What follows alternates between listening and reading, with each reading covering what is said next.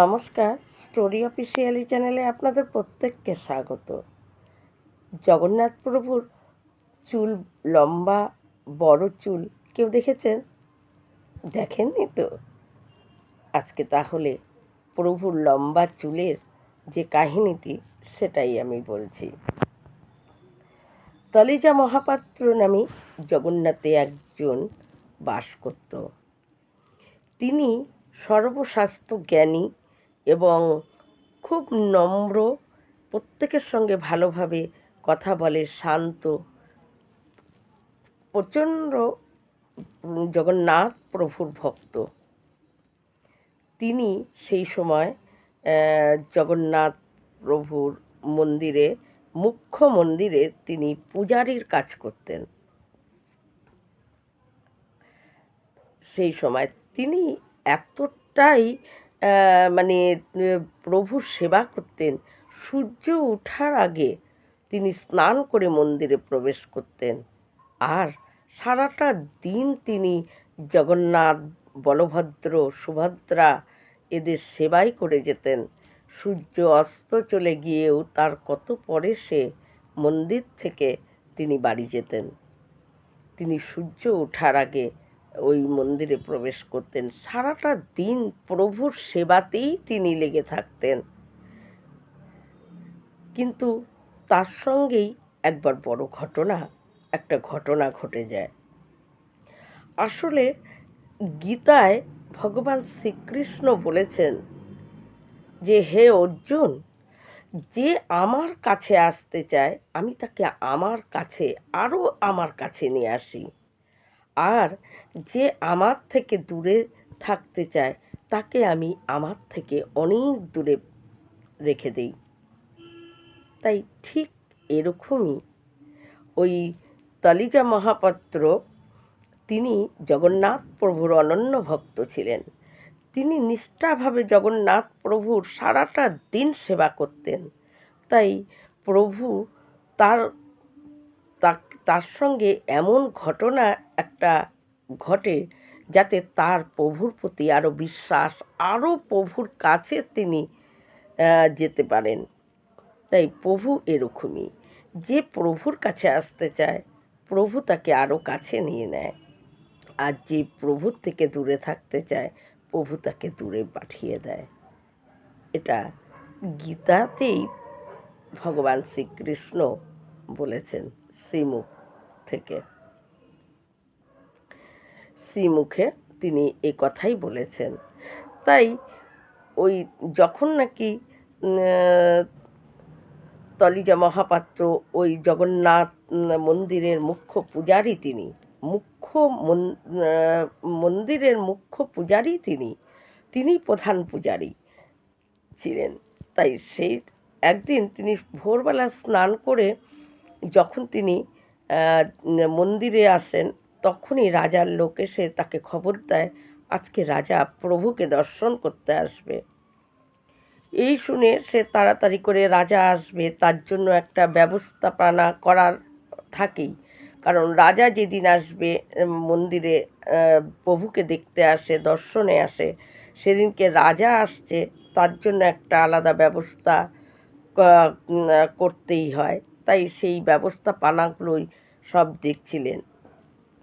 কিন্তু তারপর যখন পূজারী জগন্নাথ প্রভুর দিকে তাকিয়ে দেখে, আরে প্রভুর গলায় তো আজকে মালাই নেই, প্রভু তো আজকে ফুলের মালা পরেনি, কিন্তু রাজা আসছে, রাজার গলায় যদি জগন্নাথের প্রসাদী মালা রাজার গলায় না পরিয়ে দিই তাহলে তো রাজা খুব রাগ হয়ে যাবে এবং আমাকে দণ্ডও দিতে পারে তার জন্য, বা আমার নামে নানা রকম কথাও ছড়িয়ে যেতে পারে যে রাজা এসেছে, রাজার গলায় প্রসাদী মালা রাজা পায়নি। তাই সে তখন কি করবে পূজারী, সে ভেবে পাচ্ছিল না।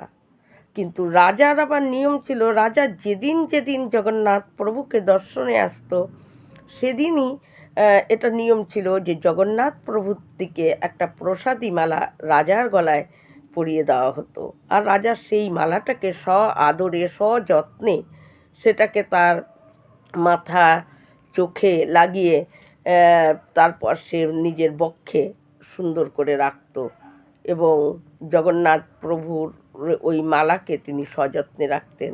এটা নিয়ম ছিল যে রাজা যেদিনই জগন্নাথ প্রভুকে দেখতে আসতেন তার একটা প্রসাদী মালা রাজাকে পরিয়ে দিতে হতো।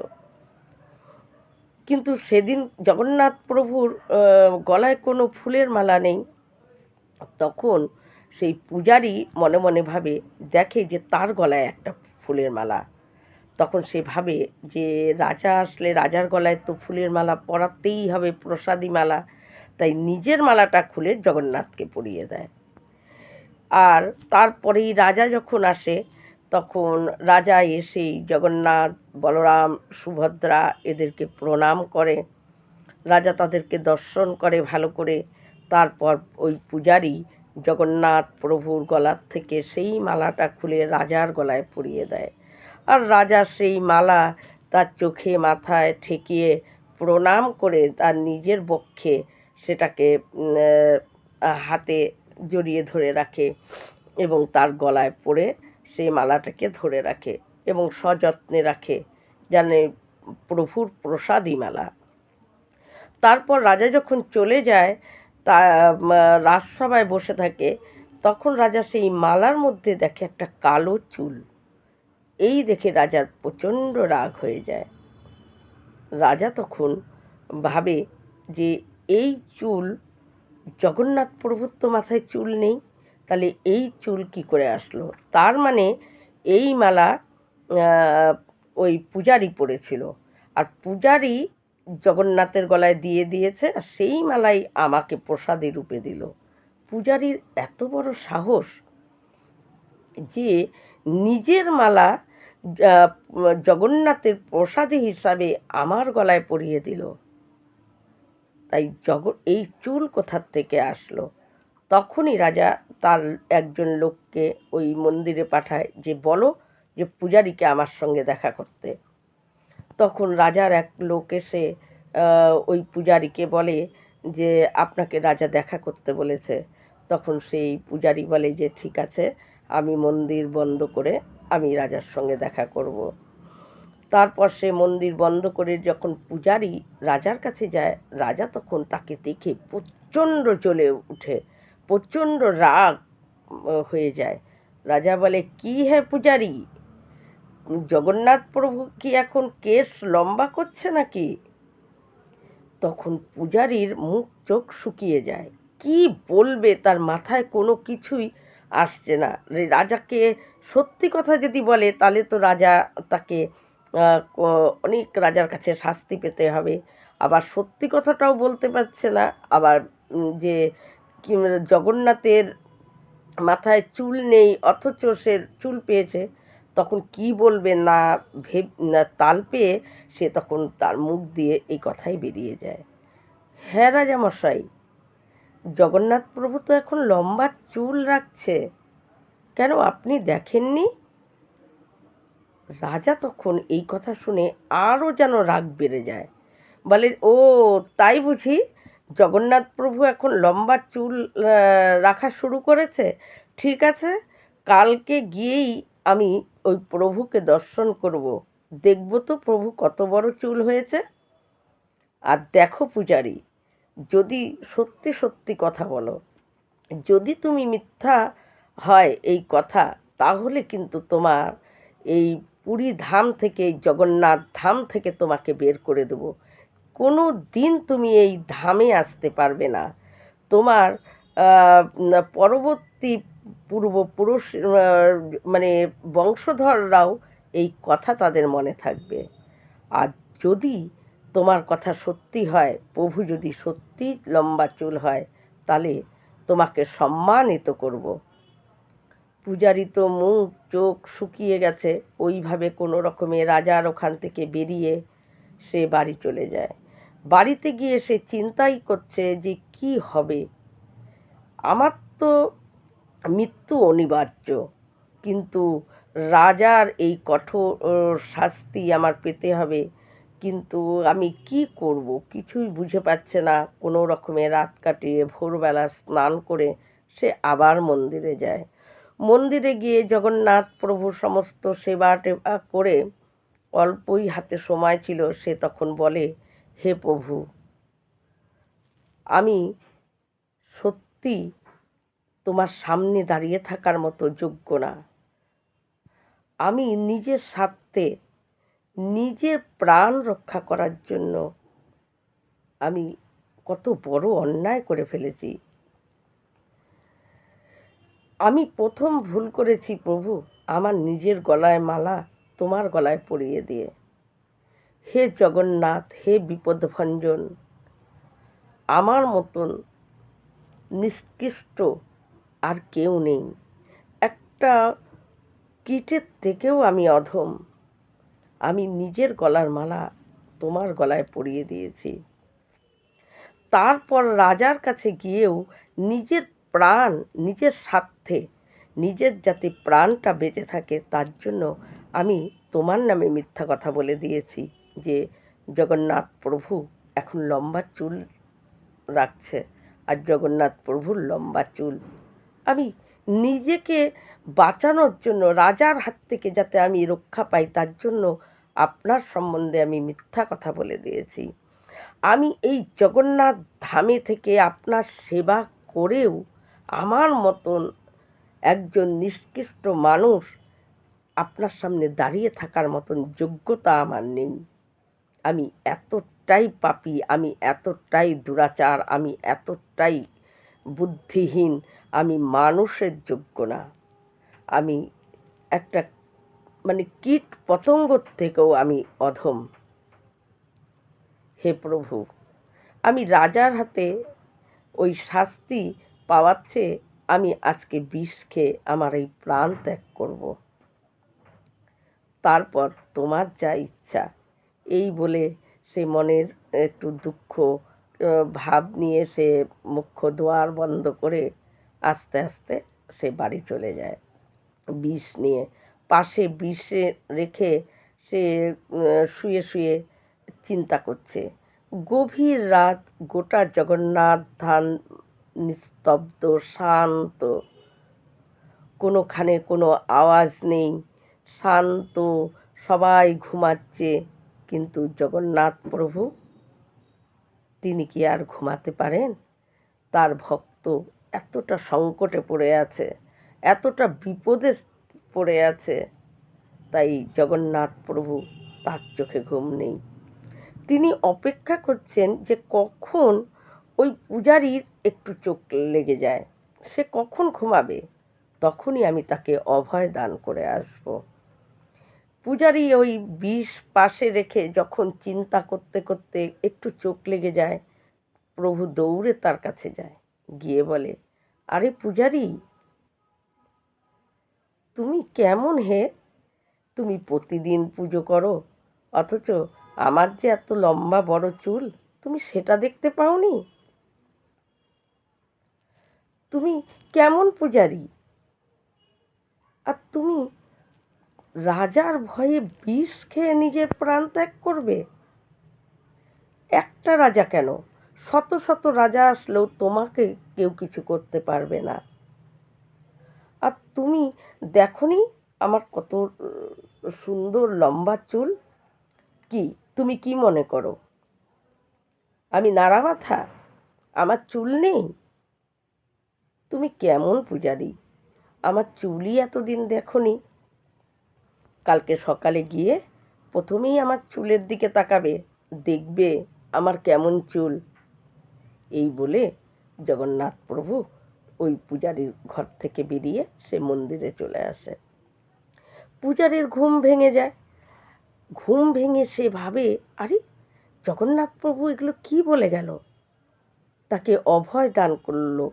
সে তখন বুঝতে পারে যে তার ভিতর থেকে যে ভয় আসছিল, সে তখন তার ভয় কিছুটা কমে। আর সে মনে মনে ভাবে যে প্রভু কি বলে গেল, প্রভুর লম্বা চুল, সত্যি তো, আমি তো দেখিনি প্রভুর লম্বা চুল। তার তখন আর সেই পূজারীর আর রাতটুকু তার কাটে না।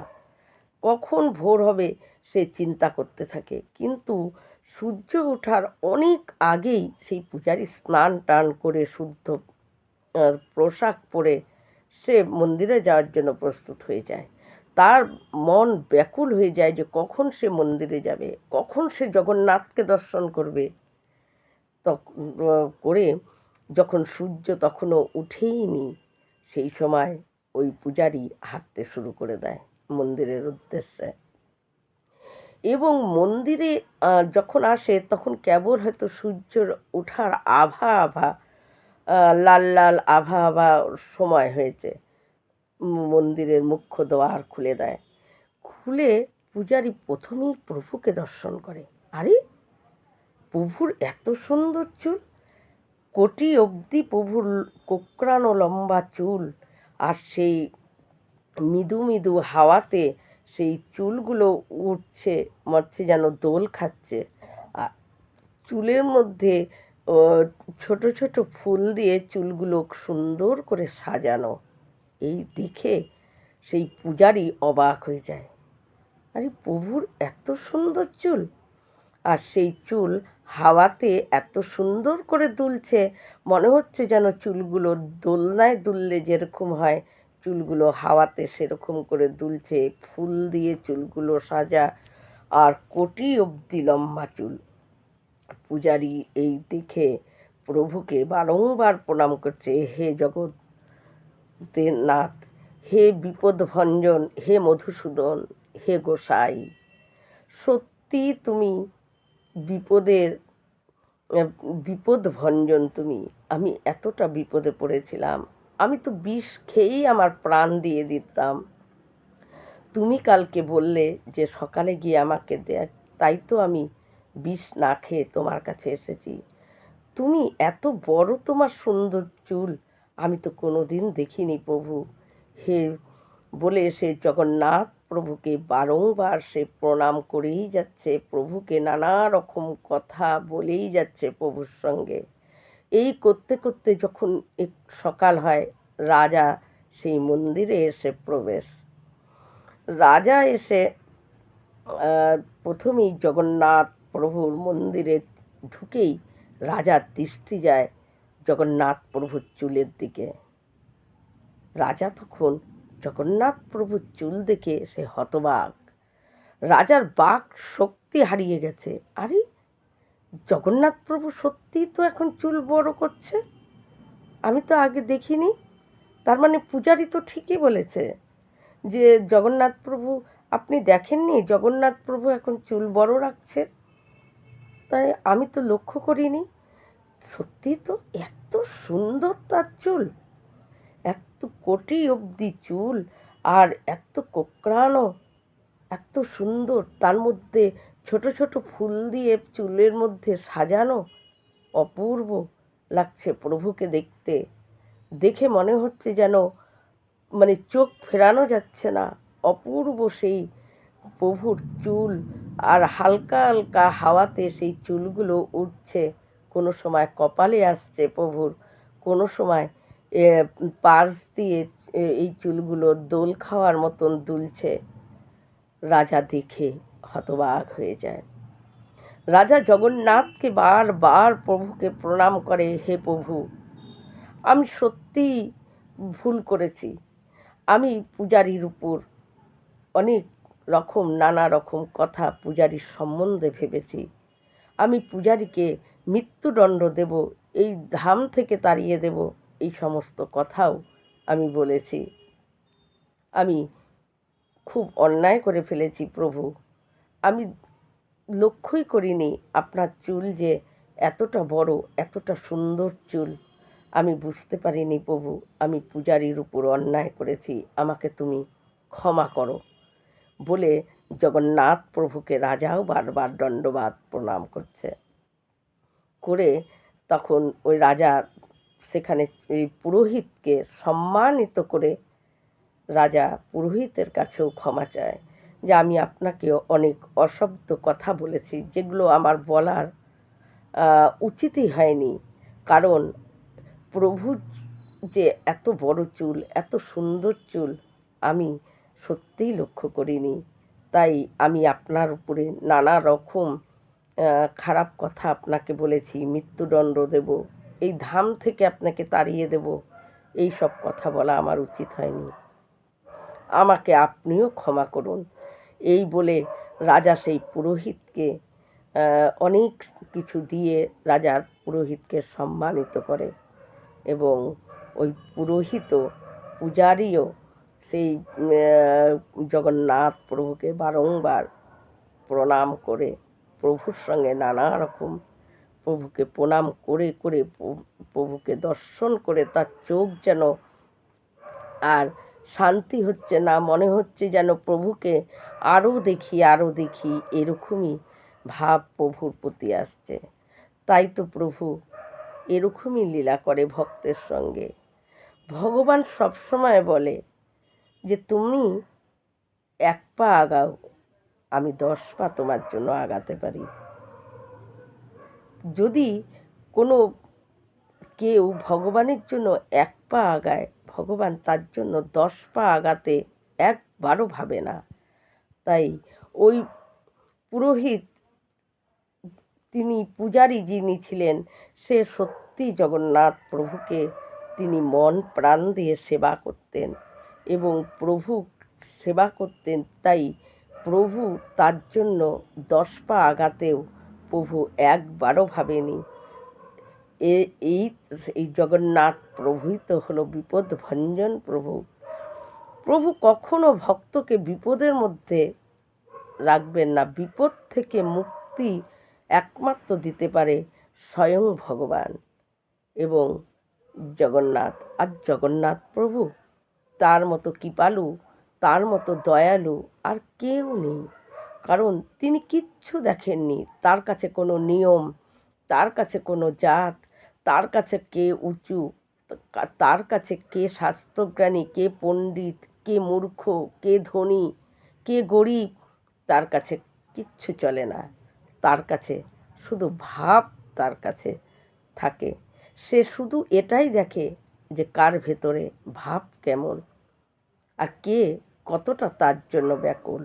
সে কয় পা তার জন্য আগাতে পারে। সে যদি 1 পা আগায়, ভগবান তার জন্য 10 পা এগিয়ে যায়। এটাই হলো আমার জগন্নাথ প্রভুর চরিত্র, আর এটাই হলো আমার জগন্নাথ প্রভুর স্বভাব। প্রভু এরকমই। প্রভুকে একবার যদি প্রভুর জন্য 1 পা আগানো যায়, প্রভু 10 পা তার জন্য এগিয়ে যায়। প্রভু কিচ্ছু দেখে না। তাই জগন্নাথ প্রভুর স্বভাব এইরকমই। এইরকম ভিডিও পাওয়ার জন্য আমার চ্যানেলটিকে সাবস্ক্রাইব করবেন। ভালো লাগলে অবশ্যই লাইক করবেন। নমস্কার।